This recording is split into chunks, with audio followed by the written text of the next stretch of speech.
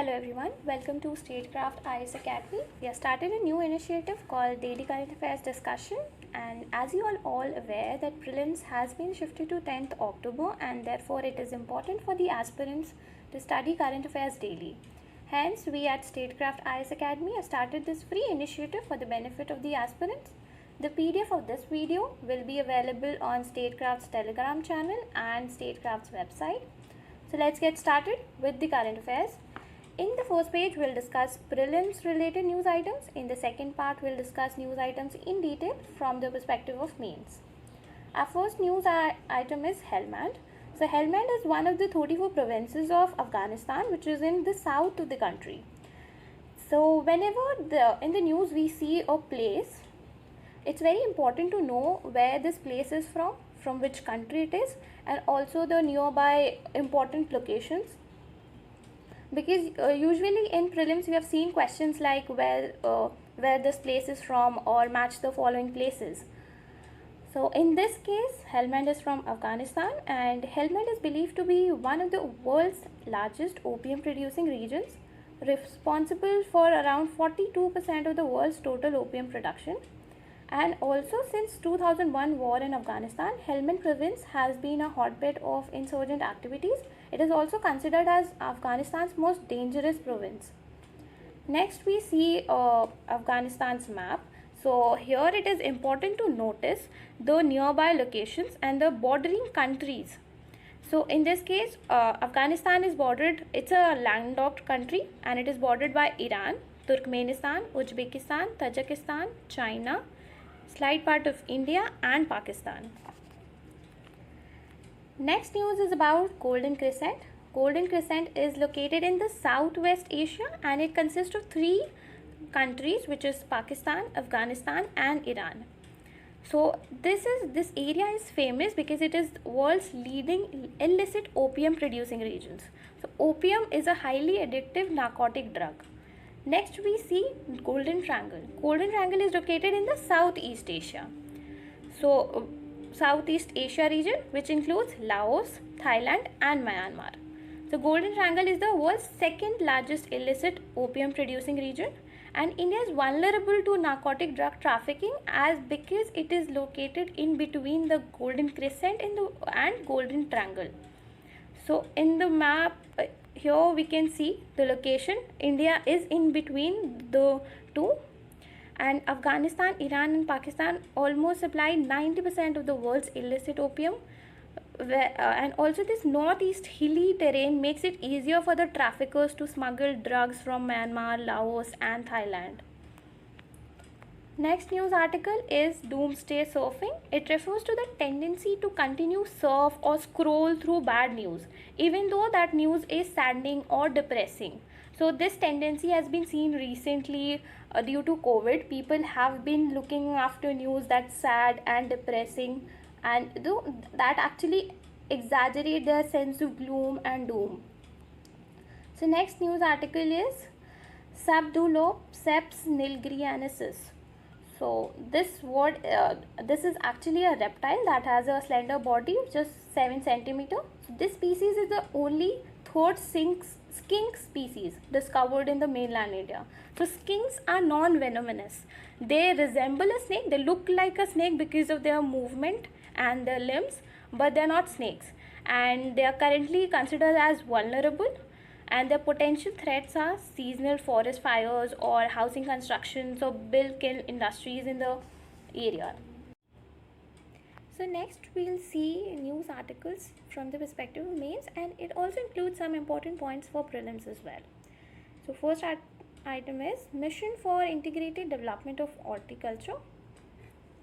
So first of all, what horticulture means? It is an art of cultivating plants in gardens to produce food and medicinal ingredients or for comfort and ornamental purposes.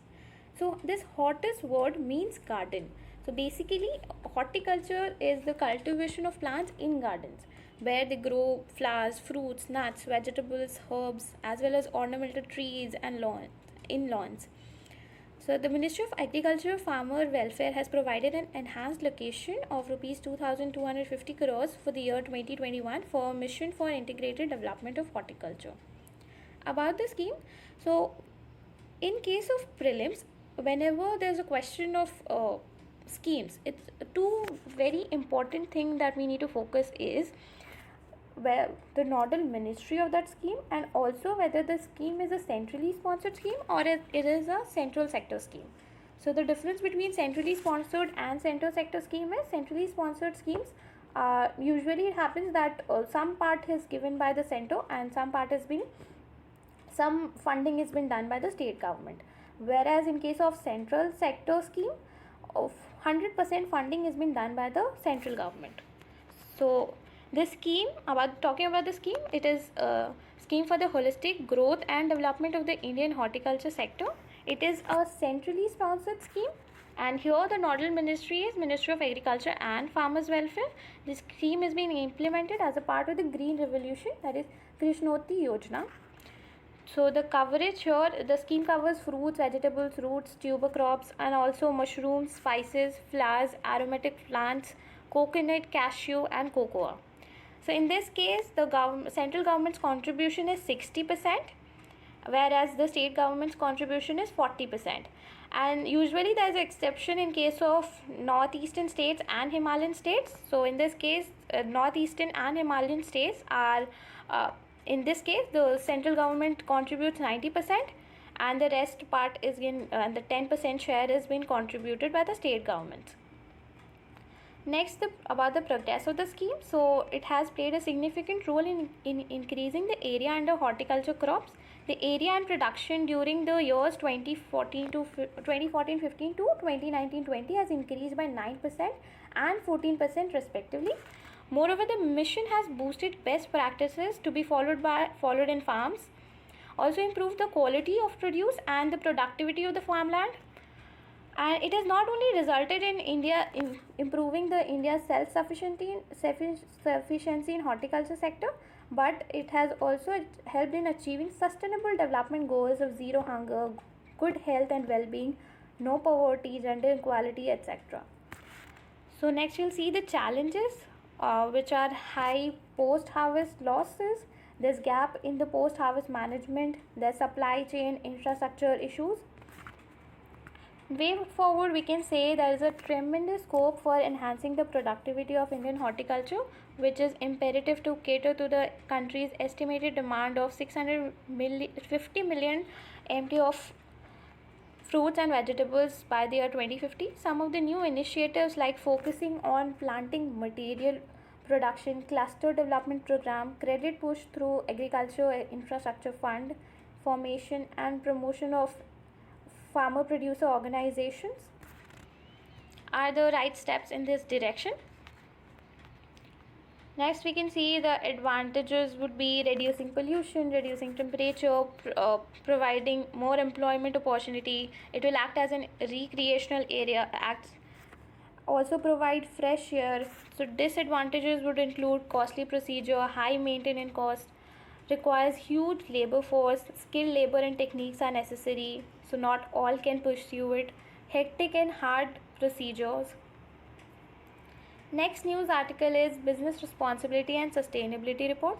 So SEBI, that is Security and Exchange Board of India, has issued a circular notifying a new disclosure norms on sustainability related reporting for the top 1000 listed companies. So what sustainability means? The very basic and simple definition of sustainability here would be it focuses on meeting the needs of the present without compromising the ability of the future generation to meet their needs. Also, about the report, it will replace the existing business responsibility report that was earlier released, and now the emphasis would be given on sustainability reporting. So sustainability reporting is the disclosure and communication of environmental, social and governance goals. In short form, it is known as ESG goals.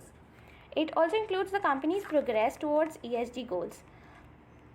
This report will encourage businesses to go beyond regulatory financial compliances and also report on social and environmental impacts. So as a part of the report, companies will need to provide an overview of their ESG, the risk and opportunities associated with it, and their approach to mitigate or adapt to the risk along with financial implications. So this report is applicable to all the top 1000 listed companies by market capitalization. So the top companies in terms of market capitalization. The report will be voluntary for the year 21-22, but it will be mandatory from the year 22-23. Next, ESG stands for environmental, social, and governance. So, investors are increasingly applying in these non-financial sector factors as a part of the analysis process to identify material risk and growth opportunities. So, it will really help the investors. These reports will help investors to know better about the company and how its processes. Also, what a listed company is, it is a company whose shares are traded on an official stock exchange. Talking about market capitalization, it refers to the total market value of a company's outstanding shares of stock. So these two are economy related questions. This might come in prelims, what a listed company is or what is market capitalization. So market capitalization, we can calculate it by multiplying the total number of companies outstanding shares by the current market price of one share. Next is PIL scheme for advanced chemistry cell battery storage. PLI is production linked incentive scheme. So it is a 18,100 crore production linked incentive scheme for producing Telsa style gigafactories to manufacture batteries. So here the nodal ministry is Ministry of Heavy Industries and Public Enterprises. The program aims to set up facilities capable of manufacturing a cumulative 50 gigawatt of advanced chemistry cell batteries, and as a part of the scheme, each selected ACC battery storage manufacturer would have to commit to set up ACC manufacturing facility of minimum 5 gigawatt capacity and ensure that 60% of the domestic value addition at the project level within 5 years. All the demand of ACC is currently, so the significance of that scheme is that in current period, the demand for ACCs is currently being met by imports. So now this program will reduce the import dependence, and it will also support Atmanirbhar Bharat initiative. And ACC battery storage manufacturer will be selected through a transparent competitive bidding process. Now we'll talk what advanced chemistry cells are. They are new generation advanced storage technologies that can store electric energy either as a electrochemical or as a chemical energy and convert it back to electric energy whenever it is required.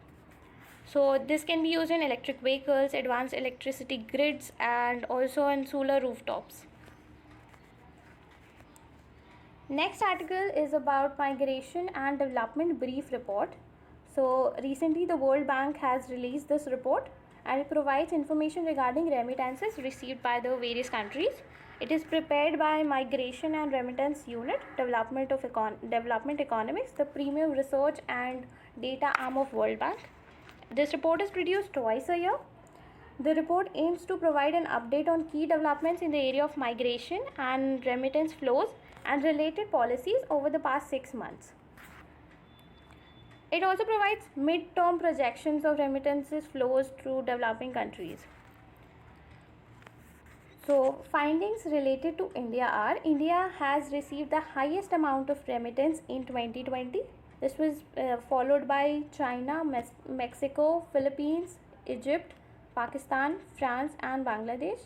India has received over $83 billion in remittance in 2020. The remittance has fallen by 0.2% in 2020, and this was due to the 17% fall in remittance from UAE. Remittance outflow from India was $7 billion.